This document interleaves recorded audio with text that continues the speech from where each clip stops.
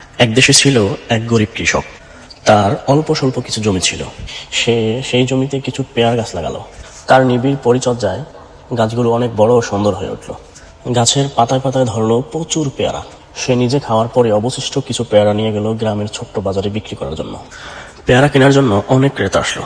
ক্রেতাদের মধ্যে একজনের কাছে পেয়ারা কেনার জন্য কোনো টাকা ছিল না, কিন্তু তরতাজা পেয়ারা খাওয়ার জন্য তার খুব লোভ হলো।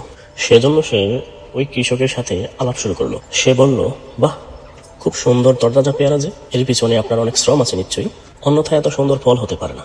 আচ্ছা, দেখতে যত সুন্দর তাতে তদ্রুপ সুস্বাদু ও মিষ্টি কি? তার মুখে এসব শুনে কৃষক লোকটি তাকে একটি পেয়ারা খাওয়ার জন্য অনুরোধ করলো, কিন্তু সেই ক্রেতা কোনোভাবেই পেয়ারাটি গ্রহণ করে নাই এবং বলে, আমার কাছে পেয়ারা খাওয়ার মতো কোনো টাকা নেই। এটা শুনে কৃষক ওই লোকটিকে 1 কেজি পেয়ারা বাকিতে দিতে চাইল।